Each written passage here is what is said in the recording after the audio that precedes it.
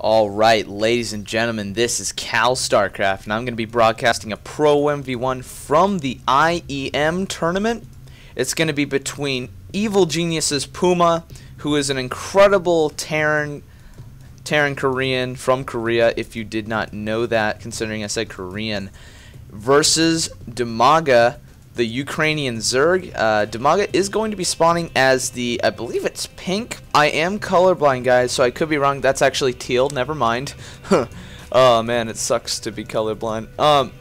Actually, it's a color mix. It's more like a red-green deficiency. Whatever. The point is, DIMAGA is going to be spawning as the blue-teal Zerg to the top right. The map is going to be Entomb Valley, one of the newer maps by Blizzard. It's not bad. It actually resembles I forgot what it was called. It was a map.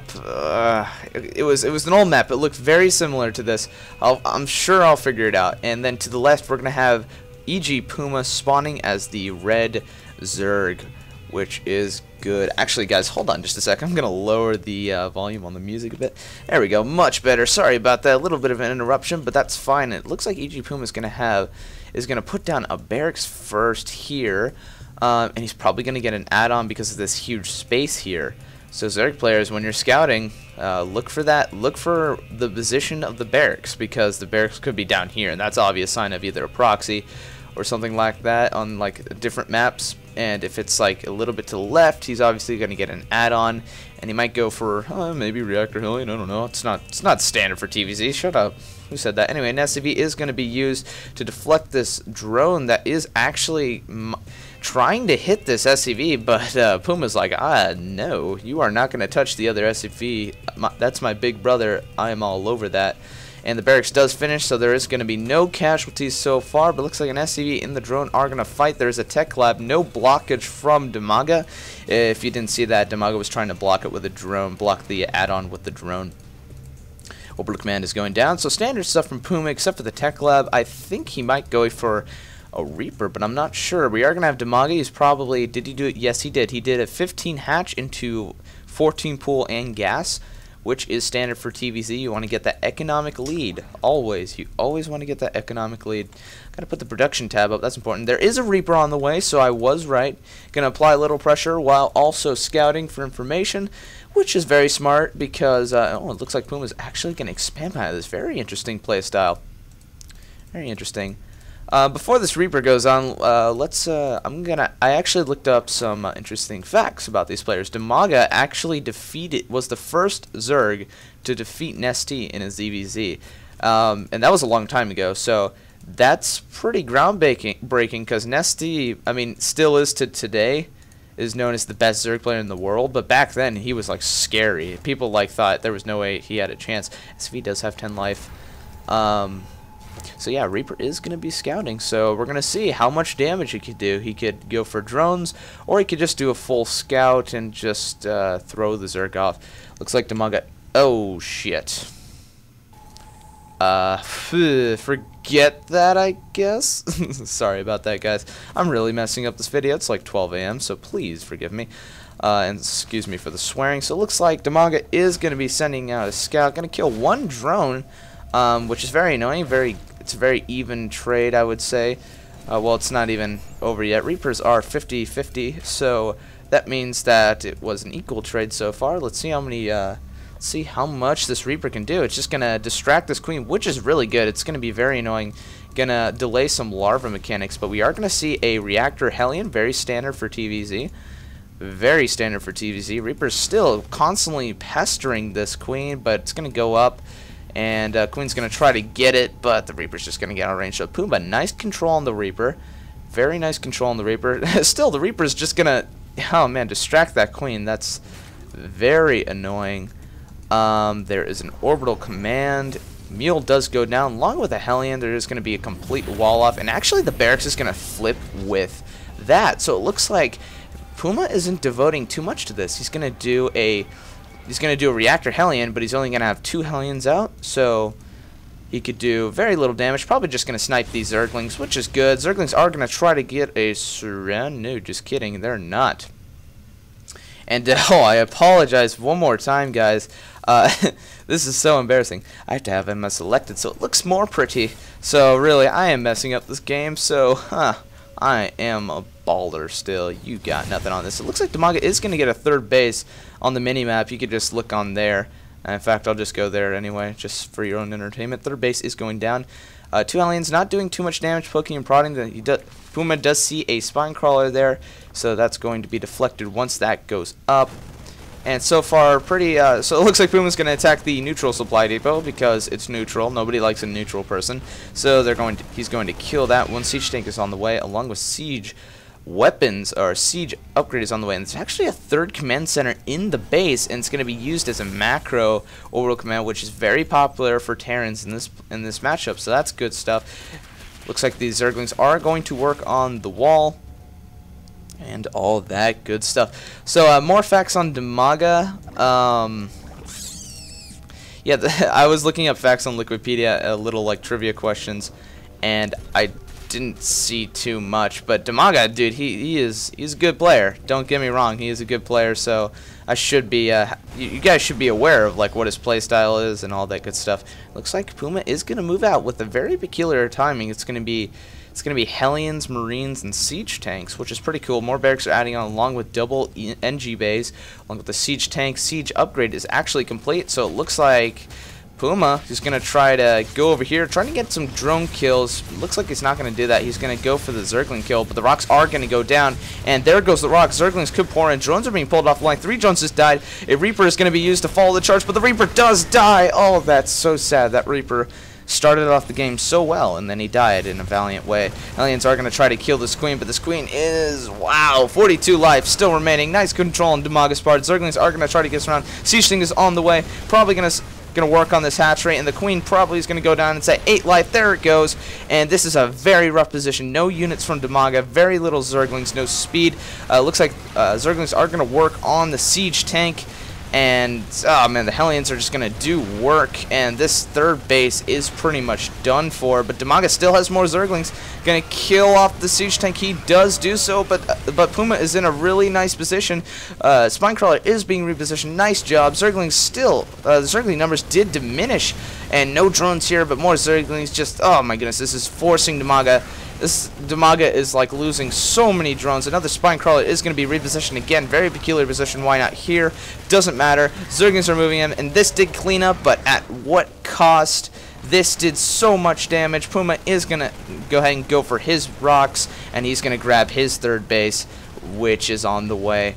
And the third base was not down. The third base did not go down for DIMAGA. Luckily, if that did go down, that would definitely be a game changer. Spire is on the way, along with 12 Mutalisks. So if DIMAGA could do damage with these Mutalisks, he could put himself back in the game. But right now, he's pretty decently far behind. 2 missile turrets are on the way. So the game sense on Puma's part is phenomenal. Nice job on his part. Lots of barracks. Idle SCV doesn't really matter.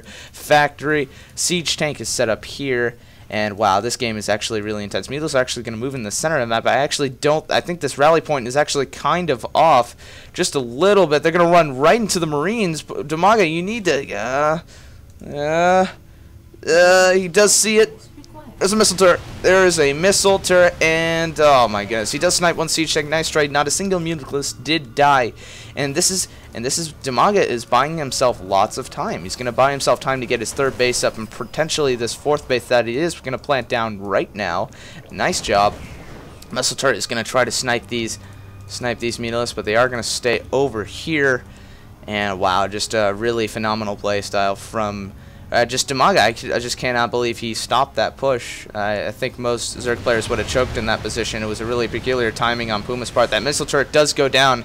Mutalisks are going to try the best they can, killing the refineries. They're doing a nice job. Marines are stimming in. That's the cue for DIMAGA to get the hell out of there, but it looks like DIMAGA is going to go straight for the main, and there's a missile turret there. He could actually take that, but he's not going to take the risk. He's going to go back because the Marines are going to go over there, and DIMAGA doing a great job killing all the SCVs. The Marines are loading up for a drop, which is very, very awesome stuff. Mutalisks doing quite a bit of damage. This is nice. Infestation Pit is on the way along with 28 Zerglings. That's a ton of Zerglings. Level 2 upgrades is on the way, but level 1 is just starting. So it looks like Puma does have, not only does he have an upgrade advantage, but his units are actually pretty good too. And DIMAGA doesn't have too many units. He only has 10 Mutalisks. I am so good at math, it's ridiculous. 11 Banelings are on the way. It looks like some Marines were stimming in. They did not get the hits that they wanted. Mutalisks are going to move back to the 3rd, going to kill this missile turret. And that's going to buy Puma enough time to snipe 1 Mutalisk, so that is a good trade. 100 minerals, 100 gas. It looks like this 4th base is going to be up and running.